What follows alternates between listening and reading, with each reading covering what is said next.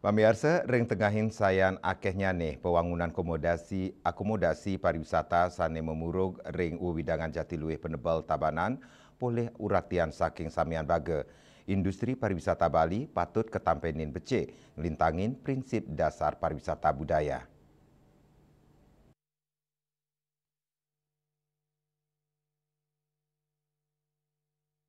Manut pengurati ekonomi pariwisata Jero Gede Sudibyo, industri pariwisata wantah pina ke bonus. Raris perikrama ekonomi miwah kebudayaan keramane, mangdane nenten ketilarin ring sejeroning utama yang komersil pariwisata, nanging ring pemargin ritepengan mangkin, akeh baga pariwisata Bali dados kapitalis, inggian pariwisata saning andalang para pemodal, wantang utama yang pikolehan, sani mawasana kaon ring Palemahan Bali nyansan rusak, karama lokal sani nenten pole uratian tur ngereretnya nilai-nilai budaya.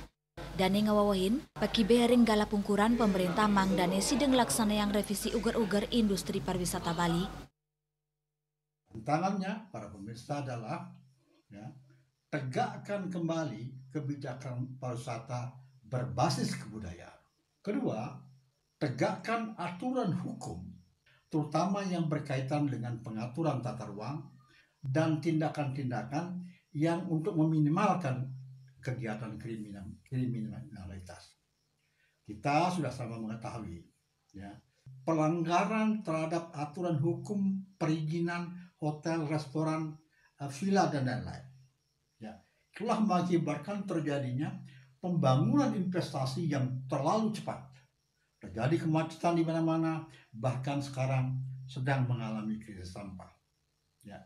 Peringatan yang disampaikan oleh UNESCO terhadap kemungkinan dicabutnya daerah tujuan wisata Jatiluwih sebagai warisan budaya dunia hanya memberikan signal dan bahkan peringatan, wake up call, bahwa pariwisata Bali, industri pariwisata Bali mesti ditata ulang dengan baik.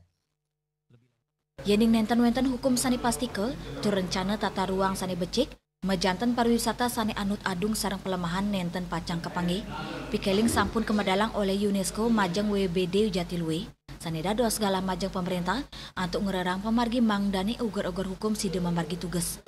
Andika, Bali TV.